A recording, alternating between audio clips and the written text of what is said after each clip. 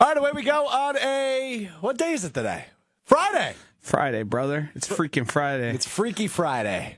Ahead of St. Patrick's Day, ahead of conference tournament championship games, that's about it. Anyway, that's Joshy, DiMaggio, Alex Strouf with you. It's Mr. Irrelevant, episode 227 with you on this Friday. Producer Tiny Ann's Hunter Vaughn back at the Everlight Solar Studio in downtown Madison. Will Summers is here. He's shoving his face, though. I don't know if we'll hear from him today as we get into a lot of things. We have a great show planned for you today. I say that every day, but I'll be the judge of that. I really mean it today. We're going to talk free agency. We're going to talk a little college hoops. It's the best time of the year in college hoops. We are going. I have an unbelievable nugget for you, which I'm going to try to provide you with a few of before next Thursday when the NCAA tournament begins. I'm just going to fire nuggets at you just so you know what to watch for. I've got an all-time one today, and then we will do a little what we learned. We've got some good what we learns planned today, so we will get into all that ahead. But we got to start with this because it really bothered me, to be honest with you. It bothered me because Eric Stokes, who is now a member of the Las Vegas Raiders, took a shot at my hometown, Joshy. Took a shot at my hometown of Green Bay, Wisconsin, where I grew up. He's proud of his town. I'm proud of my town. Here is new Raiders cornerback Eric Stokes talking about his excitement to join the Las Vegas Raiders. I ain't gonna lie, yeah.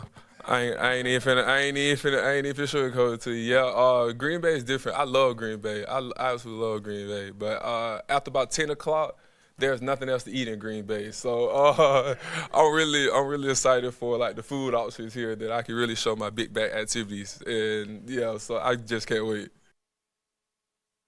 All right, so let's start here. I am not here to deny the fact that Las Vegas, Nevada, one of the biggest tourist cities in the United States of America, has more of a diverse food selection than little old Green Bay, Wisconsin. I am not here to deny that fact.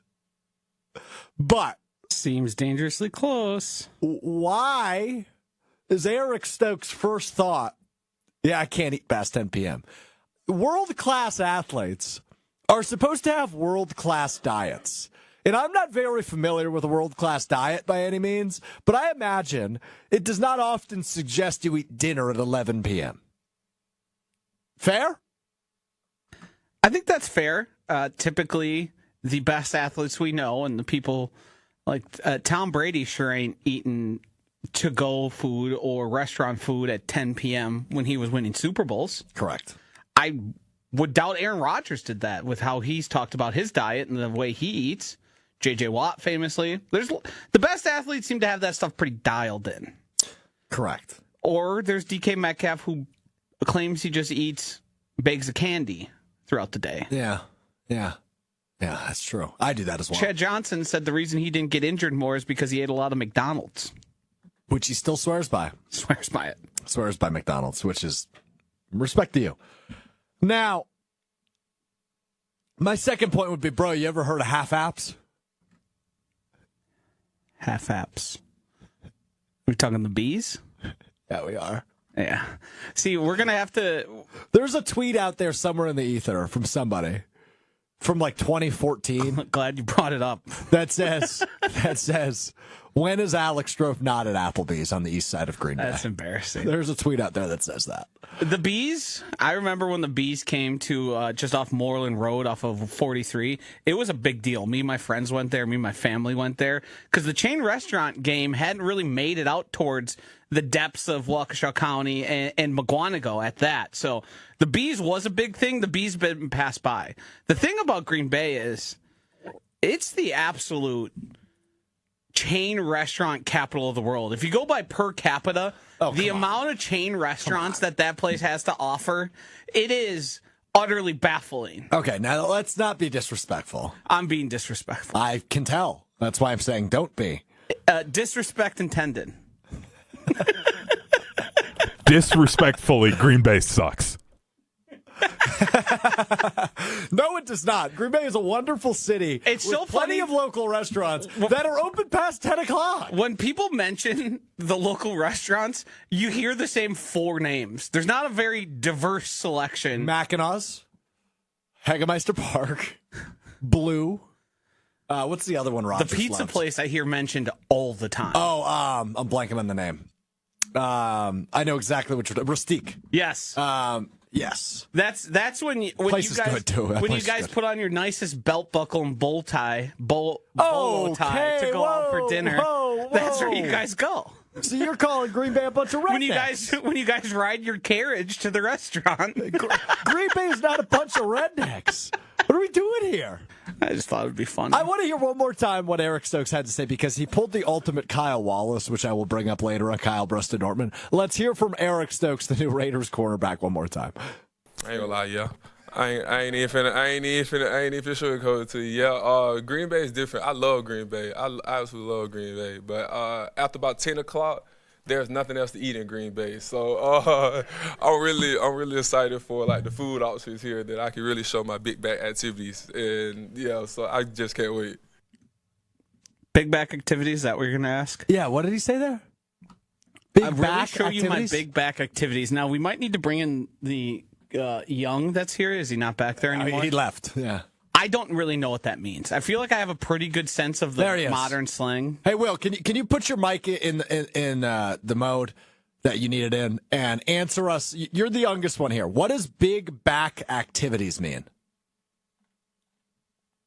Big back activities? That's correct. That's what Eric Just Stokes means you said. like eat, like binge eat, I think. I don't know. I'm not really. I see it on TikTok a lot. I think that's what it means. Ah. So there, we got an answer. He's apparently serious about his eating. All right, here we go. I Googled it. The term used in vernacular English refers to folks who have a wide back, a trait usually seen on plus-sized individuals. So he's saying his eating is similar to that of a large fella. Which is just what you want to hear out of a new signing. Your guy who's supposed to be known for his speed. Maybe Going to he transition saw to the commercial linebacker.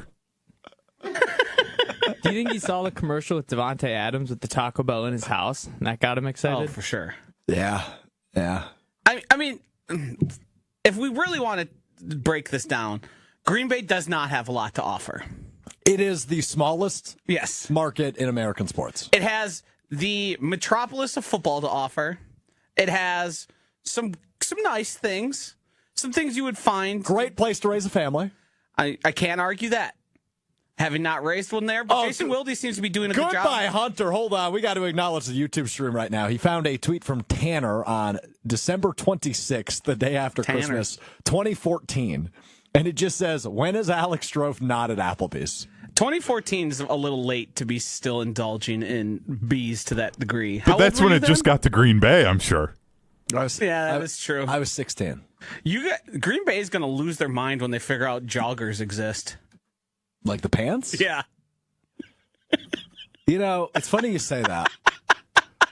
My high school girlfriend's mom bought me a pair of joggers. I still own them. I wore them yesterday, in fact.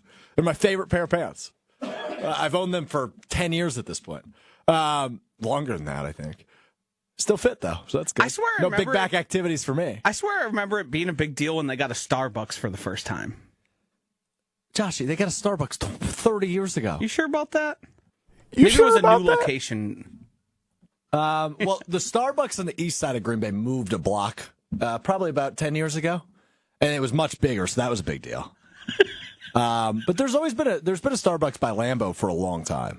Is it a good thing for the Packers to have nowhere to eat and raise as much hell after 10 p.m., or is it a bad thing and a disincentive? Okay, number one, it's not like Green Bay doesn't have clubs or bars or...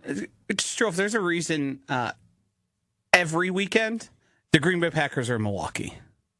Is that true? Yeah.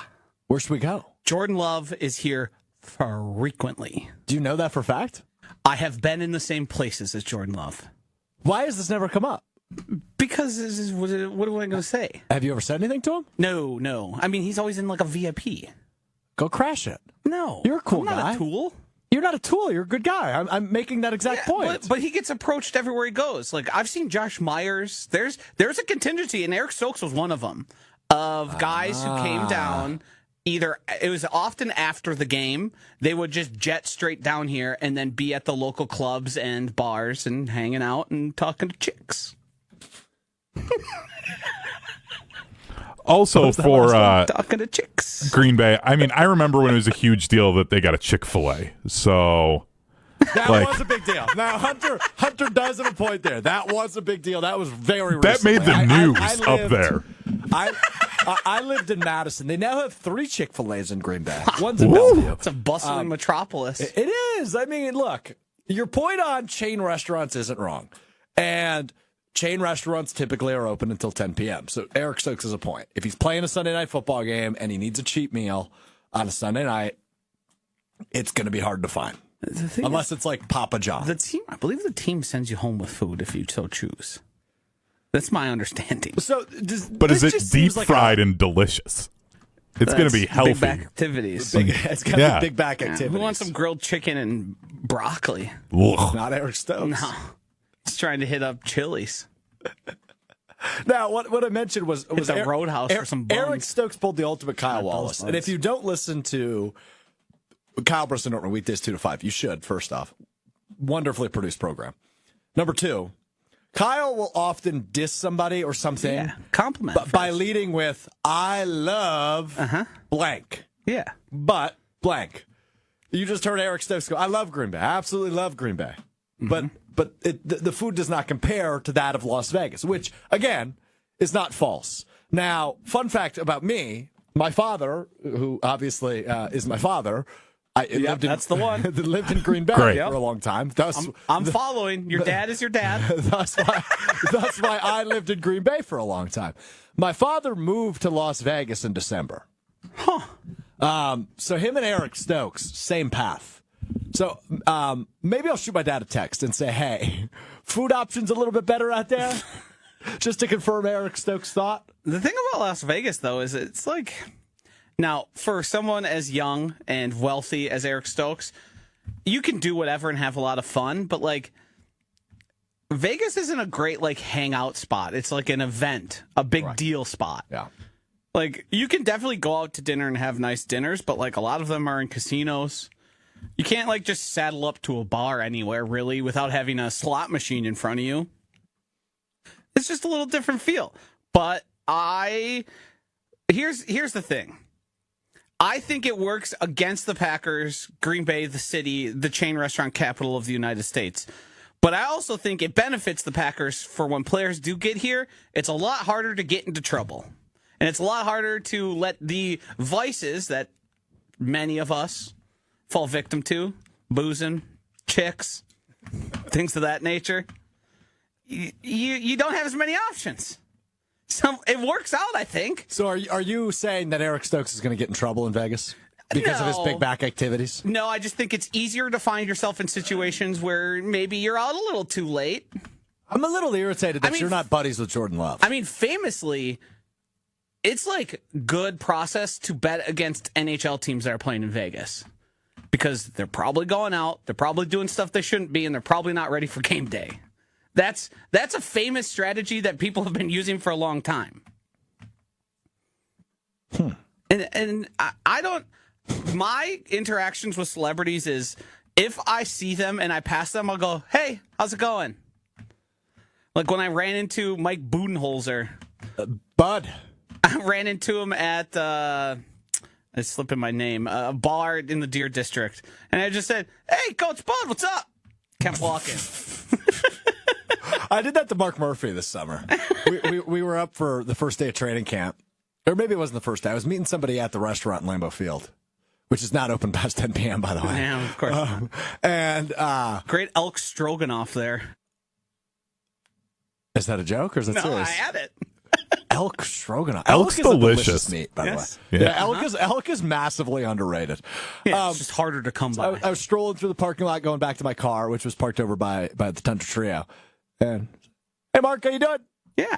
Because I'm doing well. How are you? Fine. That was the extent of our conversation. Yeah, I think most people... I didn't call him a dork, which I was proud of myself for not You doing. should have said complicated fella. Oh, that would have been good. Yeah, I'm a complicated fella, too.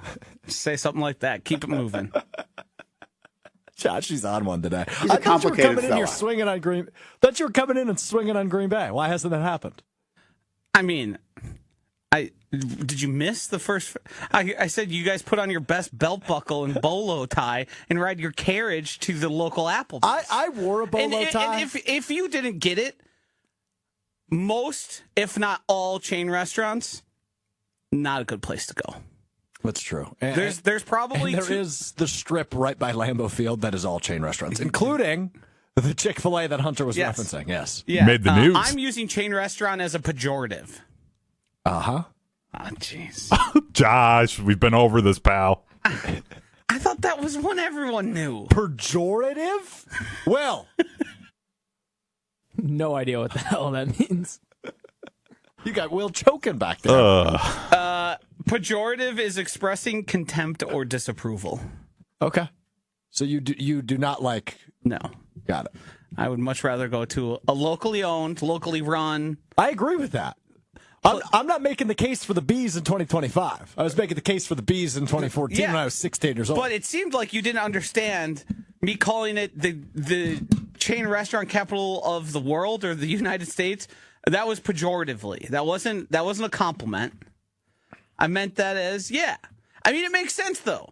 You need big places that can house a lot of people for a few times a weekend. It is much harder in a city like that to probably own a locally owned restaurant because the population does fluctuate so much. It's fair.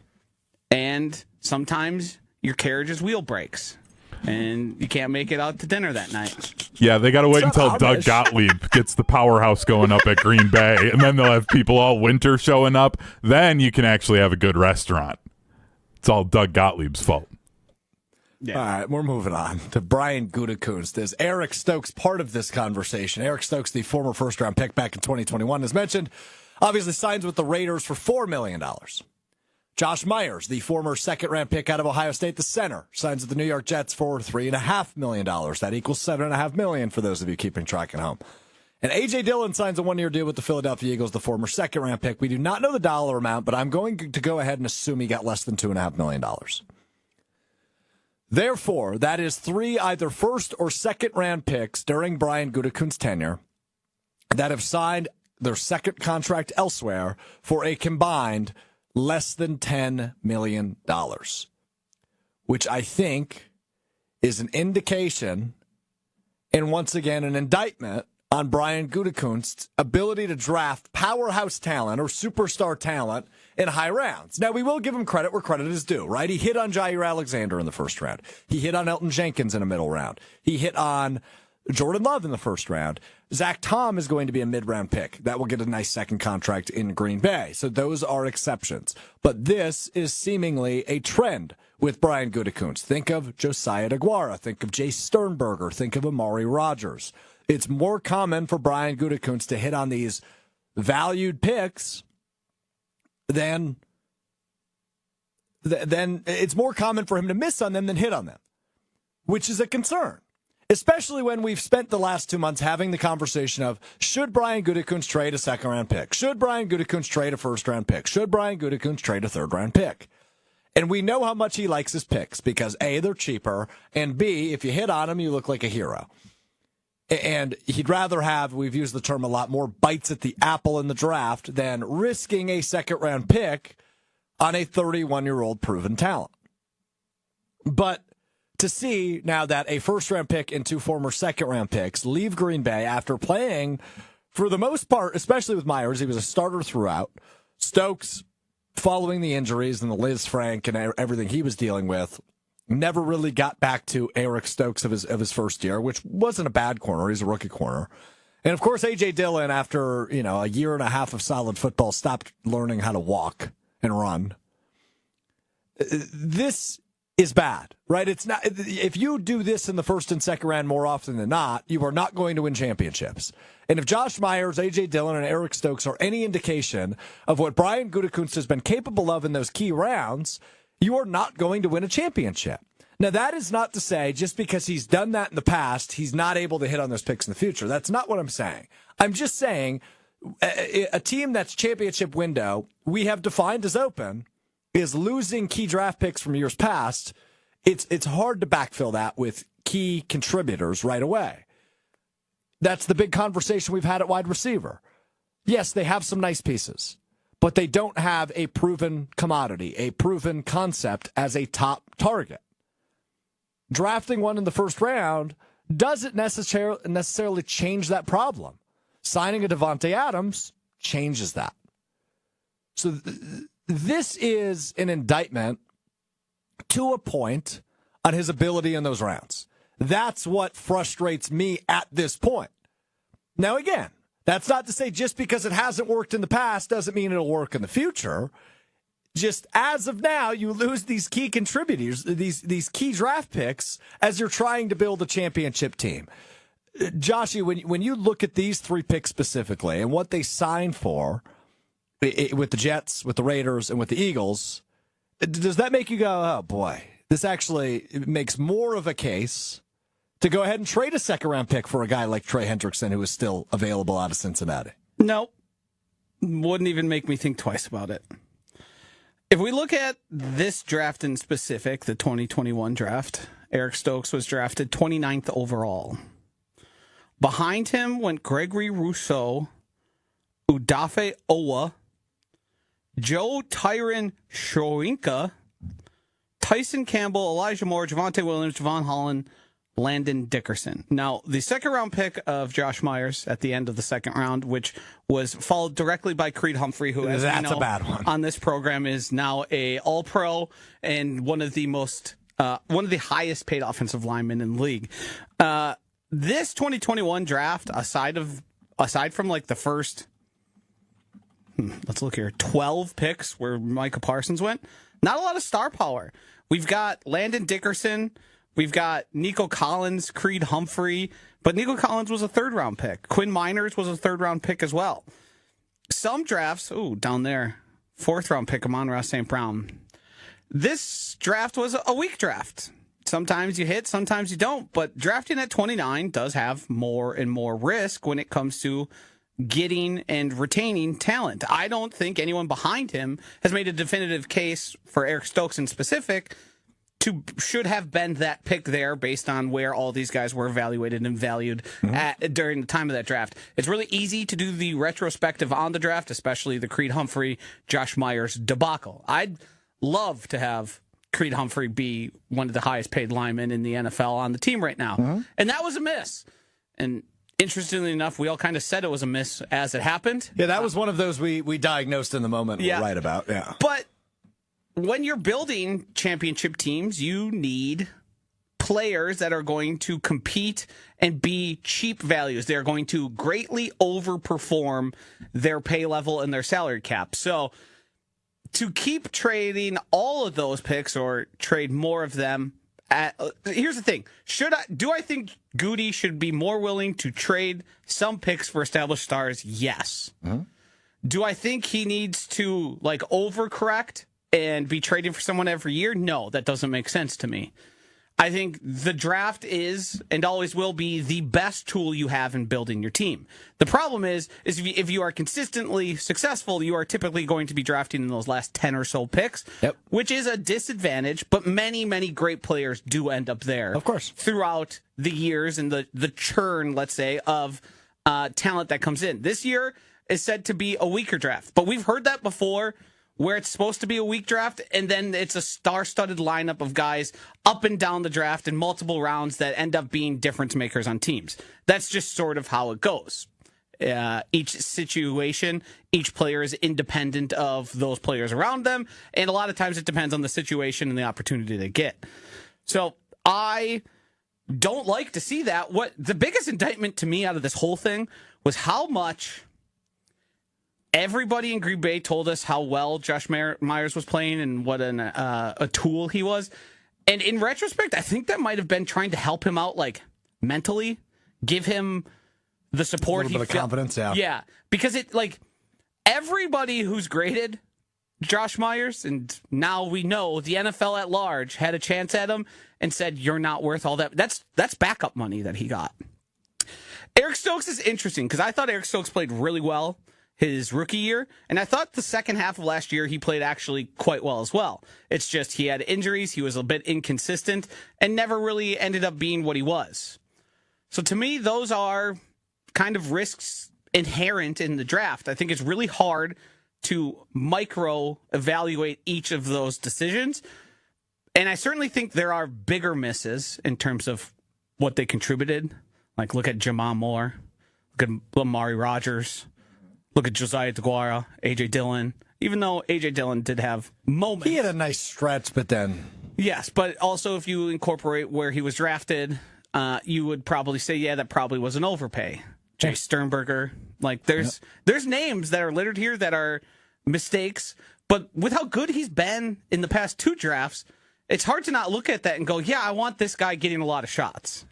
Yeah, you're right, because the last 2 years have been much better. And, I don't think when these guys hit free agency, if they let any of them walk, which naturally there will be a couple that do. Right, like if Luke Musgrave has a big year this year and they end up going Tucker Kraft over him, I would imagine Luke Musgrave has a pretty big market. Yeah, I would guess so too, but that's dependent obviously on a big year this year. I would bet if they move from Rasheed Walker to Jordan Morgan, that Rasheed Walker would get a lot of interest. Because competent left tackle play is hard to find. I'm curious if he'll be somebody they would move.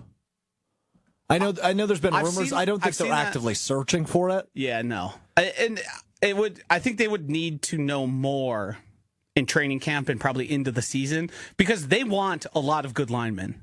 They do. Jason Wilde told us they saw what happened against the Eagles and they said not again. Can't let that happen again. So having 6 really good linemen, you have bigger problems. So here's bigger fish to fry. Here's the thing. I agree. I agree with the thought process that Goody went through following seeing what happened to the O-line in that playoff game against Philadelphia.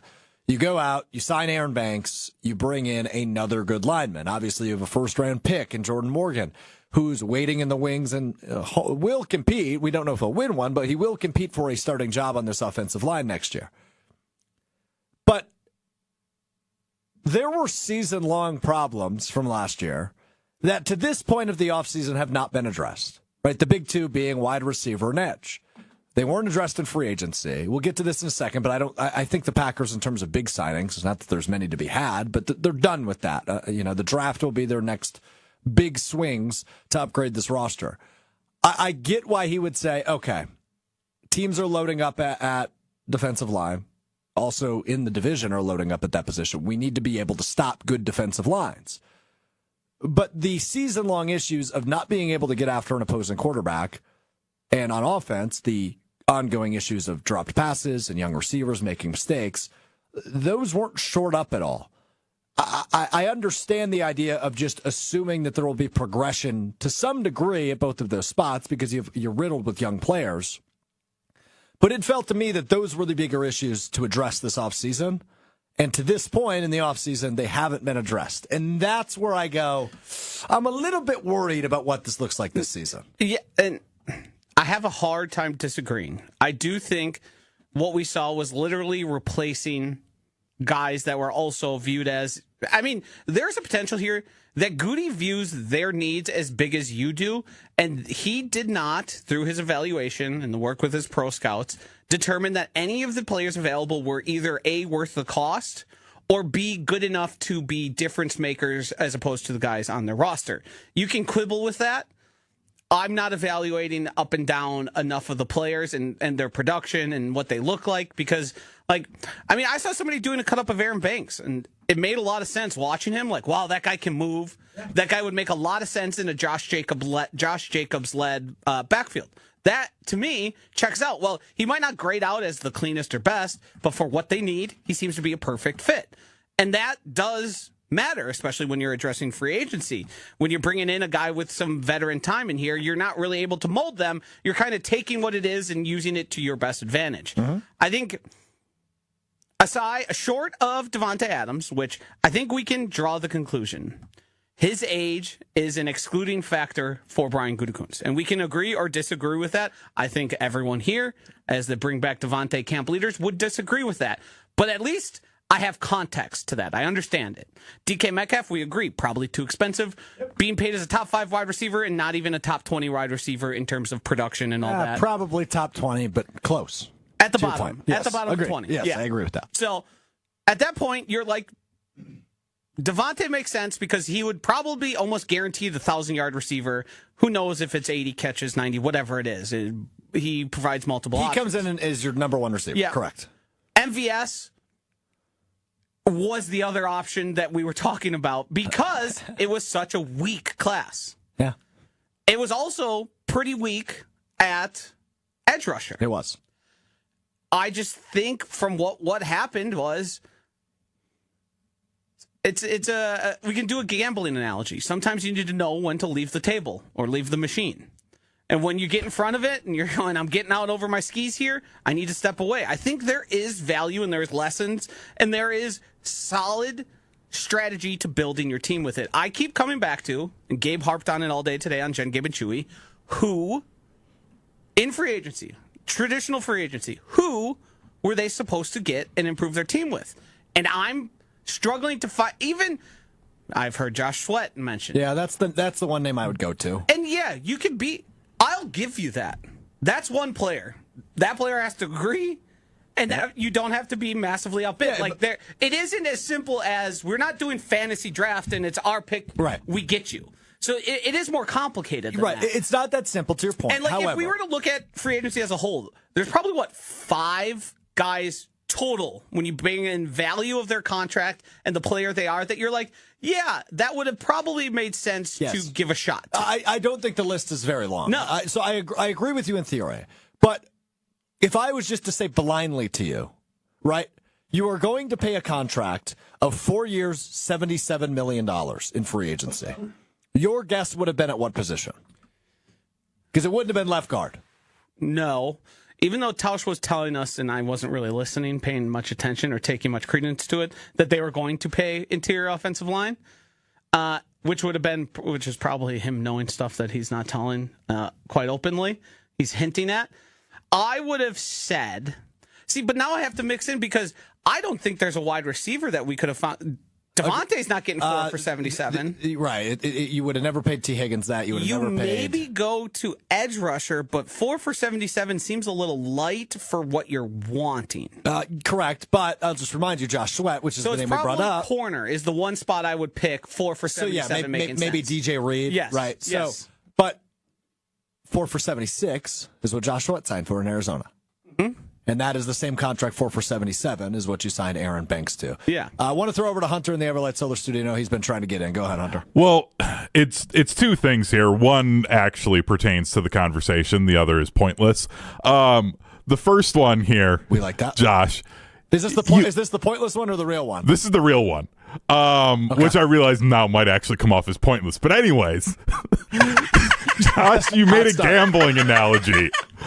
Why didn't you just quote Kenny Rogers, the gambler, and say, you got to know when to hold them, know when to fold them? You were right there. Know when to walk away. Yeah. Yeah. Interestingly enough, that's a great point. I'll take that advice under consideration. R.I.P. Kenny Rogers. I spend too much time listening to gamblers talk who probably think it's passé to mention Kenny Rogers and know when to hold them, know when to fold them, but it would have been a lot easier and more efficient. So, noted. I'm not going to ask what passé means.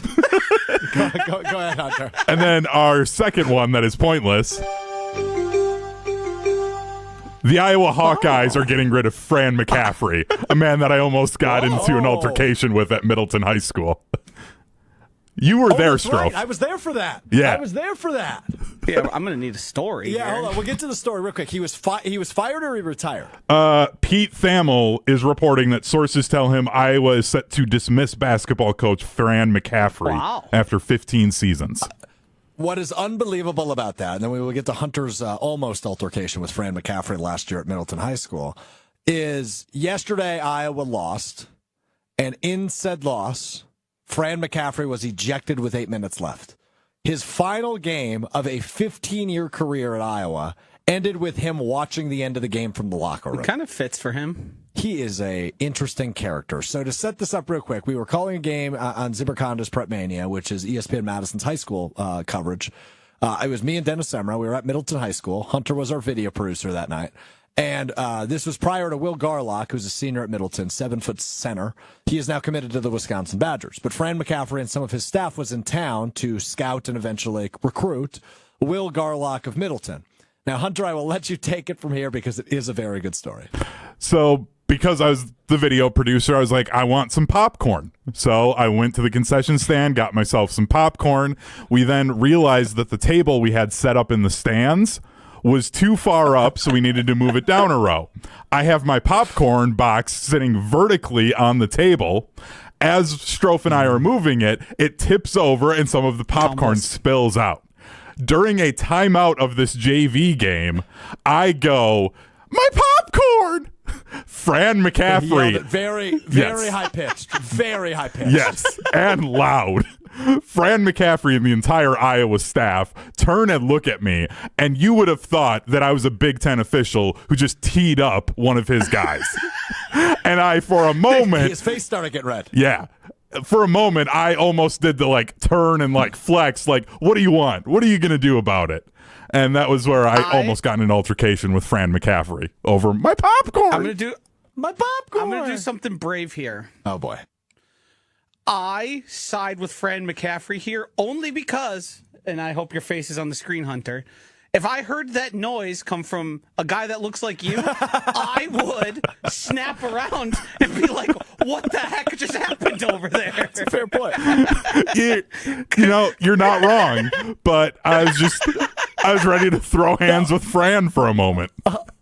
Hunter is I mean, how do we describe? You're about 6 feet tall, a little shorter than that, a little taller than that? 6 foot, 6'1", like 6 foot and a half. So I just want to describe Hunter for our visual audience, right? Like he's a tall dude. He's bald. He has a beard. He's tatted up. Like he does not look like an individual that is screaming like a 7th grade girl about popcorn. He looks more likely to be riding a Harley in a cutoff shirt than he does going, my popcorn, at a high school game. Again, very true, and you're not wrong. But I felt very defensive in that moment and felt as though, you know what, Fran, if you're going to be coming at me, let's go. Let's tussle. And to defend you a little bit, if you lose some of your popcorn that you're so excited about, you'd be pretty upset. Middleton High School does have good popcorn. They do. Be noted. It's probably top 10 in the state's power rankings. I got to give a shout out to Marinette High School up north. They have the best popcorn in the state. I'm out of my depth here. All right, fair enough. Yeah. we will cut the power rankings of that, but Marinette High School, north of Green Bay, has amazing popcorn. Like, that is what they are known for. I was kicked out of a game there once, but before I went to my car to drive back, I grabbed some popcorn. They let me buy popcorn prior to the official kicking me out for yelling at him. So there you go. I was kicked out of 8 high school basketball games in high school. 8? As an athlete? No, as a student section member. Jeez, you were a tool. Yeah, that's excessive. Yeah. There, you can see one time overeager ref, 8 times. I got punched by a man once, by like a father, and then he asked me if I wanted to go outside. I gotta say, I think I side with him. I did not get kicked out of this game though. Contextless, I'm on his side, so you're going to need to win me over. So I was at, I'll leave the high school unnamed. I don't want to incriminate anybody 10 years plus later. I was at a game at a high school. My brother happened to live in that city, so he came to the high school and, hung out with me for a little bit. And I was just saying, whoa, like during a free throw. And I think it was this guy's daughter who was shooting the free throws. I would bet. And he walked over and he punched me on the arm. He goes, you want to, what did he say? I don't even remember. He said something like, you want to take this outside? I go, dude, I'm 15. What do you want from me? And then my brother, who happened to be 19, he was like, yeah, we can go outside. And this guy backed off because my brother's a bigger individual. And, that was good. Good times. Anyway, all right. Last thing on the Packers, then we'll move to college basketball. Packers are done making any moves of significance in free agency, right? Yeah. The only thing I'm keeping the light on is Beth. Yeah, but that's not even free agency. Yeah, you can... Here's the thing: these moves kind of get thrown into the mix, and free agency does spur. I'd love Biff. These actions. I'm not confident we're seeing Biff. I'm keeping the light on. Keep the light on until I have to turn it off. By the way, I'm not calling Josh a Biff, and he's not calling me a Biff. No. Biff stands for bring in Trey Hendrickson. You can call me Biff if you want. I won't be offended. No. All right, fair enough. You're Biff. All right, let's move on to college hoops, man. It is the best time of the year. The next time we talk, we will have a bracket. Let me say that one more time. The next time we do one of these shows, Monday, when we do Mr. Relevant episode 228, we will have a bracket. Come on, Joshy, get a little excited. What do you want me to go? Woohoo! Yes, that's exactly what I want. My popcorn. There we go. Yeah, very Yes. well done. That's exactly what we want out of you. My popcorn. Get your popcorn ready because it's the best time of year in college hoops. We are into the quarterfinals of the Big Ten tournament. Marquette tipping off against one of the best teams in the country tonight, St. John's. That is a 5:30 tip. The Badgers tipping off in about 20 or so minutes is Tom Izzo being interviewed prior to or after his quarterfinal win at the Big Ten tournament in Indianapolis. The Badgers take on Mick Cronin and UCLA. Badgers have a good offense, UCLA good defensively. That is going to be a fun game that tips off here in just a couple of minutes. Badgers are favored by 1.5 in that one following their nice win over Northwestern yesterday. Ended up being a 7-point win, but it was never really that close. The Badgers led throughout. They kind of dominated that game, and Northwestern made a little bit of a push at the end, but it was all Badgers all the time. Now, this is a team that's kind of floundered here towards the end of the season. That loss to Oregon at the end of February was not pretty in overtime. It was a good game, and Oregon's a good team, but it was kind of the start of Badgers really aren't playing like themselves. They rebounded with a nice win over Washington, then went to Michigan State and lost. They beat Minnesota by 7 on the road, and ended the regular season with a loss to Penn State at the Kohl Center. Penn State sucks, for those of you that are not aware. And the Badgers to only score 75 points in a loss against one of the worst teams of their conference definitely made you go, ooh, what are they going to be made of come March? Now, they have a good opportunity to set up a date in a rematch with Michigan State with a win here in just a bit against UCLA. As for Marquette, kind of a similar story. Down the stretch this season, it was a team that lost their juju offensively. They were scoring less than 80 or 70 points pretty much every game down the stretch other than a win over Seton Hall. And obviously that loss to St. John's in overtime on Saturday, which was a phenomenal college basketball game, by the way. Just an awesome college basketball game at Fiserv Forum. St. John's, one of the best teams in the country. They are poised for a nice run in the NCAA tournament. And Marquette's going to have their handful tonight. But I made this shirt, or my girlfriend rather made this shirt back in December. I'm wearing my half Marquette, half Badger shirt that everybody calls me a douche for. And Joshy shakes his head. That's not completely why, but okay. But I don't have many opportunities to wear this. And I'm rooting for Marquette. I'm rooting for the Badgers. I'll probably wear it once more next week. And then that's probably going to be it for this shirt for the season. So I had to wear it today with both teams in big matchups. So the question I ask you, and I'll start with you, Hunter, on this one, is which team between the Badgers and Marquette concerns you more come the NCAA tournament? Now, obviously, a lot of this will be dictated by the performance the rest of the week and the weekend, but do you have more of a concern about one of those teams more than the other? It's probably because of my rooting interests, but it's Marquette. Like, they just make me so nervous because I don't know what team I'm going to get from them. In particular, what David Joplin I'm going to get. We know what we're going to get from Cam Jones. He's going to put up a little bit north of 20 points. He might go for closer to 30, and then that's incredible. But are we going to get the back end of this game yesterday, David Joplin, where he's hitting step-back threes and he's blocking? He was awesome. Yeah. Awesome down the stretch yesterday. It's almost like you need angry David Joplin for an entire game for them. And then he's incredible. He's a rim protector. Like, he does everything for them. If he's not playing well, they're not good. Hold on, Hunter. Hold on. I just looked at the video stream. Yeah. That's the big MF from NC State, DJ Burns. I'm making he's him playing overseas, it looks like? Yeah, we went over this. I'm pretty sure he's playing in like South Korea. Yeah, he is our mascot for March Madness until we get somebody else. Yeah, we'll get a new mascot this year. And I do have a pitch for you coming up in just a second on who that might be. But the big MF for DJ Burns, that run last year. You can't pitch the cult hero. They have to earn it. That's a good point. Jack Golke, friend of show, was also the cult hero from last year. Yeah, and DJ Burns had the luxury of going to the Final Four, which really propelled him. He did. That's accurate. So Hunter says Marquette. Joshy, I know you're not the biggest college hoops fan in the world, but this time of year you're plugged in, I would assume. Yeah, and I've watched pretty much the past 6-7 games incomplete for the Badgers. Not as much on the Marquette. I have listened to the broadcast by Homer and T. Smith. Their great call of that they've on the promo I heard. Holla at you, boy!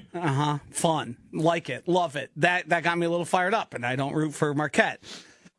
I think in terms of I'm worried about the Badgers greatly underachieving, and it is because of some of the eggs I've seen them lay.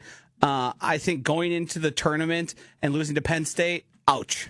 The Michigan State game, not fun watch. It seemed like the Badgers could do nothing. Obviously, 3-point shooting was a huge mistake, and those are bad nights that are going to happen every so often. I think the Badgers have higher expectations than Marquette does going into this tournament, and I think they are at higher risk of being a one-and-doner. Because when that offense isn't going, which we lauded all season long of how exciting they're scoring 100 points, they're averaging 80. When they lay eggs in impressive ways. And it seems like scoring buckets is a near impossibility. Now, Max Klesmit coming back helps. Certainly helps. We saw it help just yesterday. Yep. But they seem to be so inconsistent right now. And as the competition rises and they're not playing teams that don't deserve to be in the tournament, how's that going to look? And I think they're also susceptible on defense, and they run the risk of just getting a bad matchup and standing no chance. Yeah, that's why I'm really intrigued to see what today looks like, because UCLA is one of the better defensive teams in the country, and the Badgers are obviously one of the better, if not the best, in terms of points per game, offensive teams in the country. Now, this team is only going to go as far as your bigs take you, right? You know what you're going to get from John Tonje. You know what you're going to get from John Blackwell. Max. Do we know what we're going to get from John Tonje? Because I feel like he has a tendency to disappear. In big moments, sure, but you know you're going to get 15 to 20 points from him a night. I think that's a given. I sure hope so. I do believe, though, you're only going to go as far as your bigs take you. It comes down to Nolan Winter and Steven Crowell, especially on the defensive side. If you match up with a team that is really good at forward and center, you are in trouble. I mean, the amount of times I watched Michigan State run some pick and roll to an alley-oop that was completely uncontested. I mean, that was, if you don't think a team with some good mobile bigs is going to do that to you the first time you see them and just run it. It's like spamming a play in Madden that drove you nuts. Your friend kept doing it. You couldn't beat it. They just kept doing it. It felt like, how is this? What are we doing? And that clearly is an advantage for opposing teams. Yeah, I agree. All right. So you said I cannot pitch a cult hero. You can enter him into the ring. We are going to let the tournament and its action determine the cult hero. So the Southern Conference tournament is in the books. Wofford, the Terriers, entered the conference tournament as a 6 seed. Won some money on Wofford. They got hot. They won the SoCon. Wofford has punched their ticket to the NCAA tournament. Wofford. What are they? Logo? Terriers. Yes, they're the Terriers. So I've been doing some research. Whenever a mid-major team like the SoCon, right, and Wofford, whenever they punch their ticket to the NCAA tournament, I like to read up on them because these are typically the teams that will get an early round upset, right? You might get like a 13-4 matchup or a 12-5 matchup. These are the teams you need to study, right? Like James Madison last year was the popular pick to beat the Badgers in the first round. Wofford is going to be one of those teams to keep an eye on. And something that I noticed while watching the SoCon championship game the other night for Wofford, which they ended up winning, is they have a big man. His name is Kyle Filewich. Okay? Very good. Nice rebounder, good scorer, averages just short of a double-double for them. But the thing about Kyle Filewich that is going to take people off guard when they watch Wofford next week is he is an underhand free throw shooter. He's a potty shot free throw shooter. But here's the thing. We've seen potty shot free throw shooters before. And typically, they're good, right? They're like 80% free throw shooters. It works for them. For Kyle Filewich, it doesn't work for him. He is a career 37% free throw shooter. He is shooting 32% from the line this year, and he still commits to the granny shot, despite being almost 7 feet tall. He needs to shoot the ball straight. He goes with the arc. He goes with the granny shot, and he stinks at it. But he's a good basketball player, which is a little bit confusing. Imagine how awful his regular shot must be if 30% and sticking to the... Like, did he pivot to the potty shot, the granny shot, mid-season? I don't know the answer to that. I'm looking at a picture of him here, and I'll click and follow the link. He seems to be attempting a free throw the normal way, and this was as of April 2nd, 2024. So this is last year. This might be a new pivot to him. It looks like it changed about 5 weeks ago is when he started doing it. So he's bad at free throws no matter what. It hasn't gotten a whole lot better in the championship game against Furman the other night. I just want to get the box score. The Paladins. I saw him miss a couple. Yeah, he was 3 for 7. So it's gotten a little bit better. 3 for 7 in a championship game and a nice 7-point win for Wofford the other night. Somebody to keep an eye on that. I have an entry to this one, and it's not even a player. It's a coach? It's the young man, the trainer or the assistant for McNeese State. Yeah. I don't know if you've seen this fella.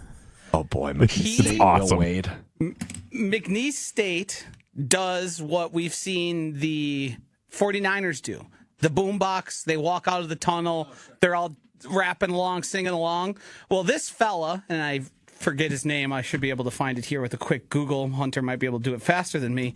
This little fella, not very tall, a little pudgy. Yeah, you just called him little fella. Oh, I got a video of it. Oh, Yeah. boy.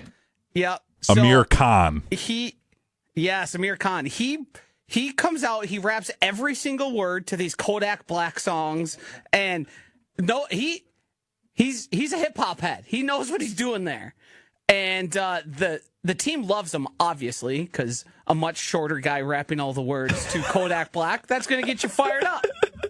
So McNeese State did punch their ticket. They did. They win a couple games. We're getting features on this fella.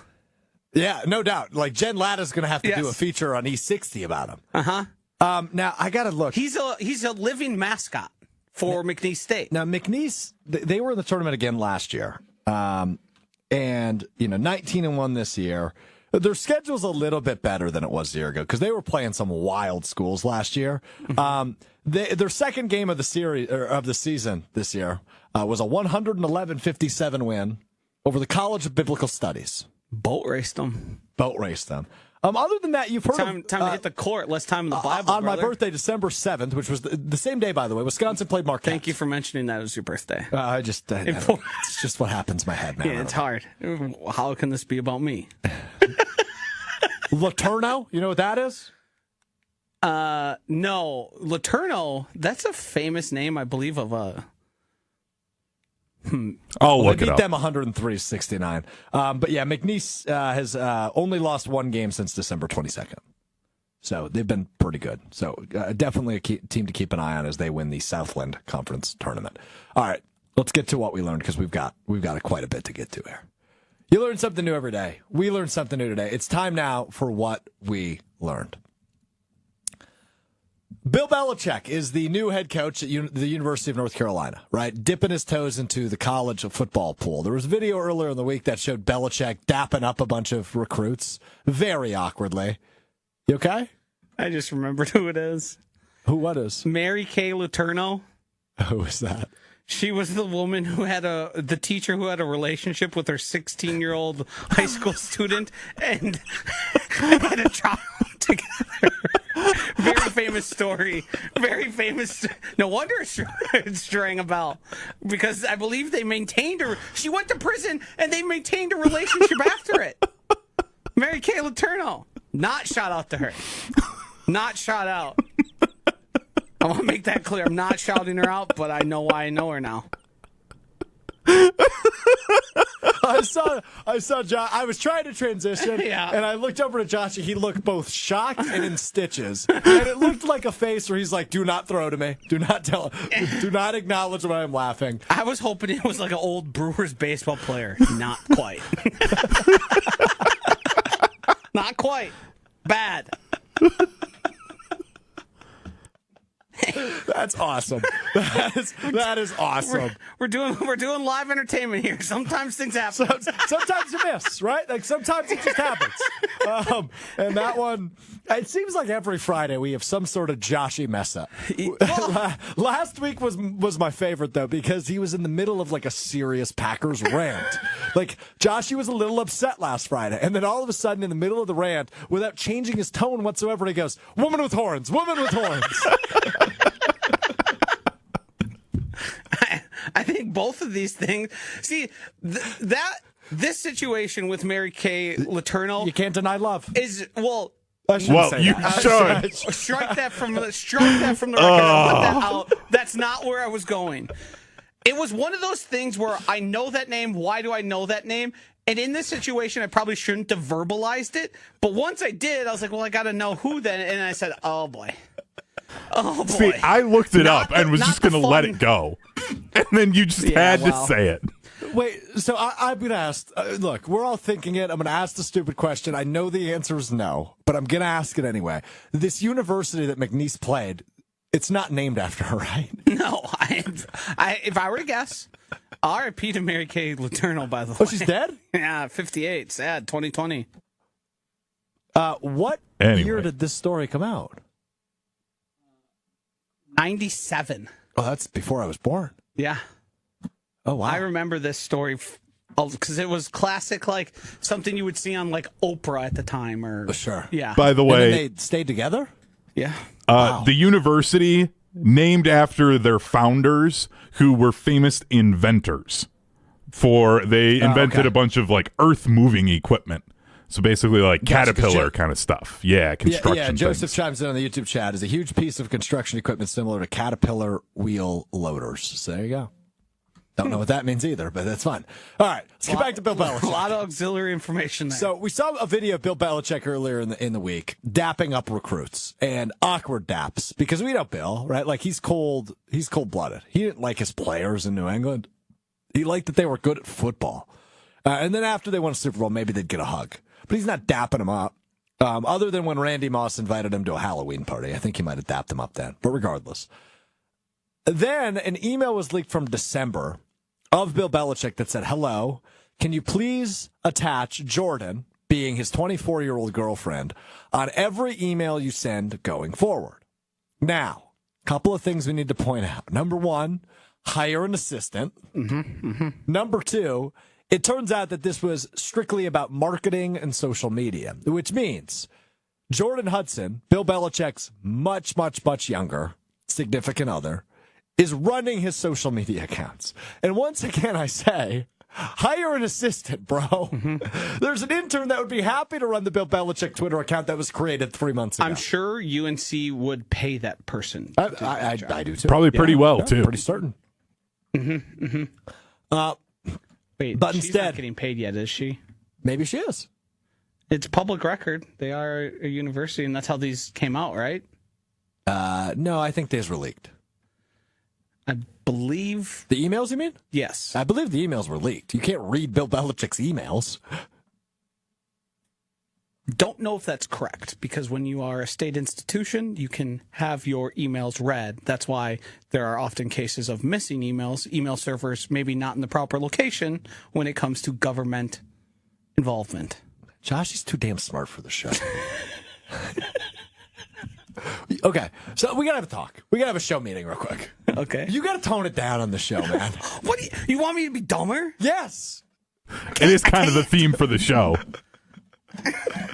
I think I'm bringing maybe a necessary factor. I don't know that I would say that. I'm raising our floor. I'm saying nothing about ceiling, because I think, as we've learned, dumb is good oftentimes, but sometimes we should bring up the floor. All right, I guess I won't argue with that.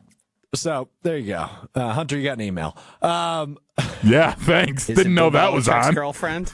Jordan Hudson just email you? No, let's Stop take a talking look. About me? No, there's something going on at the Avenue. I don't know why I'm still on that email chain. By the way. We got corned beef sandwiches upstairs. Yeah. Oh, we better end the show. See beef? See beef. It's St. Patrick's Day on Monday. I'm going to a parade tomorrow. I actually just got put on a VIP list. Wow. Just found that out. I'm going to Prep didn't know I was Mania going to tomorrow. parade, but- Sectional finals. Big one. Hey, speaking of Prep Mania, Hunter, the Dean Dennis Semrau, Billy Kegler, the coach, on the call last night, Oregon versus Wanakee. Verona, in a Wanakee. boys basketball. Well, excuse me. Verona, Wanakee, the other orange school in the Madison area. On the call last night.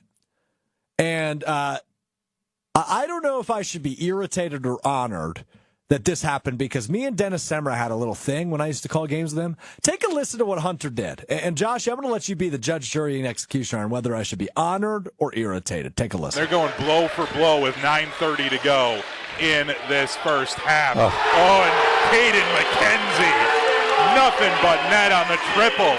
He's got 11 of the 21 for the Warriors. Just a momentary lapse. He tried to go under the ball screen, and Caden stopped and popped. Murphy, Dennis, anything you can do. I can do better.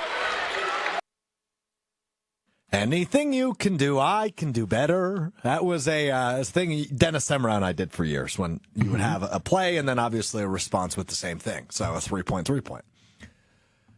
Joshy, Hunter, should I be irritated or honored? Are they paying homage to a guy that's still alive? Can I add more context first?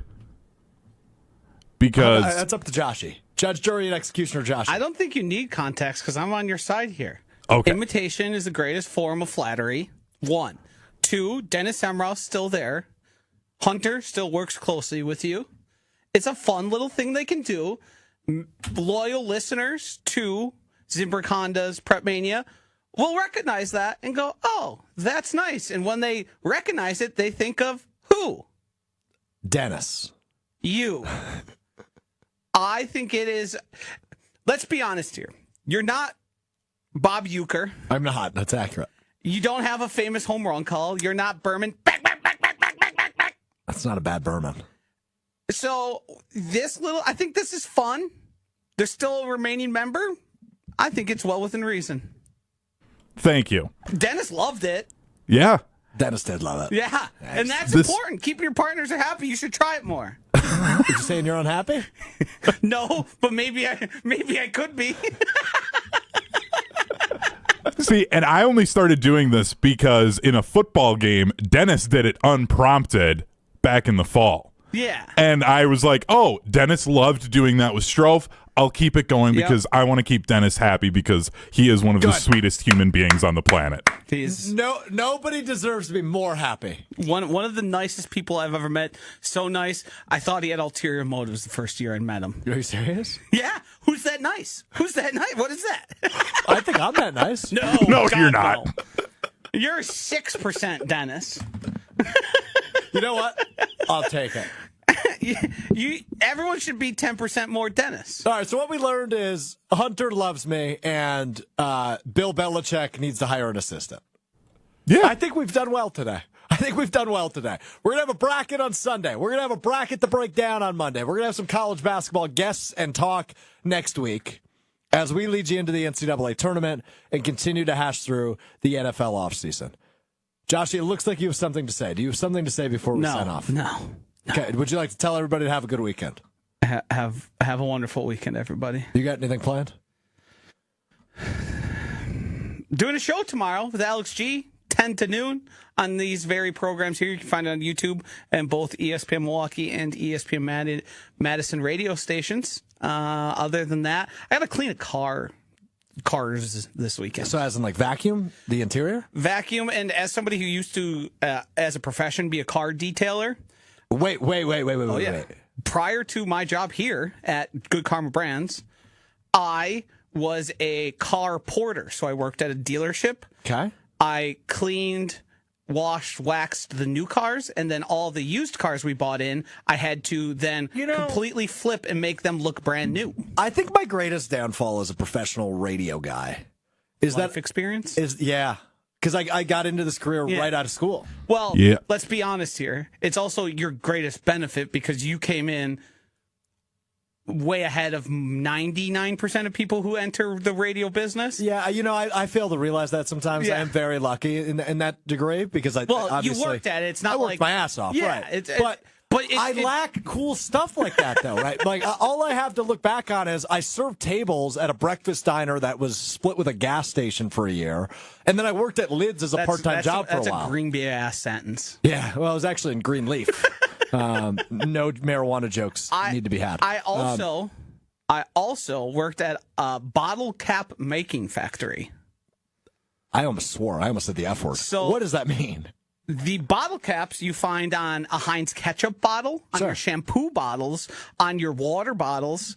I was working the machines that were injecting them into molds dropping them out and sorting them. Hunter, if we did so we've been doing, and by the way, please subscribe if you haven't already. Mr. Relevant podcast feed, Apple Podcast, Spotify, and of course right here on YouTube. But on the podcast feed specifically, so Apple Podcast, Spotify, we've been dropping some bonus content on there just to give you a little thank you for joining us that way. Do you think people would be interested in a Joshy DiMaggio career background episode sometime in the next few weeks? I think so. I mean, if we really wanted to get into it, we could make this a multi-part series because I steam cleaned carpets for about 2 years, and I worked at a gas station and a hardware store. That's the one. Okay, power rank gas station number 1. Most interested in that. Yeah, that's fascinating. I painted houses. Okay, like exteriors. So is that spray paint? Did you have to wear a mask? No, I had to hand paint. Save it for the series. I want to dive into everybody's career background. We could probably, and the series should be Hunter and me because, let's be honest, these jobs I had weren't that exciting. I've got like 1 or 2 stories from each we're sharing. I mean, you did have a gun pulled on you at one point. I did. Yes. We'll save that for the series. Anyway, if you haven't already, Apple Podcast, Spotify, wherever you get your podcast, Mr. Irrelevant with Alex Strouf is the podcast title. Just make sure you find that. Appreciate you hanging out with us today. Joshy, good work this week. Hunter, good work this week. Appreciate all that you guys do. We will be back at it Monday. We're going to break down the bracket. We will continue to parse through the NFL offseason as it continues. Where will Cooper Kupp end up? Probably not in Green Bay is the answer. Enjoy the weekend. Enjoy the basketball. Stay safe. Make decent decisions. We will talk to you on Monday beginning at 12:30 Central. ESPN Milwaukee, ESPN Madison on YouTube. For Joshy, for Hunter, I'm Alex Strouf. Peace.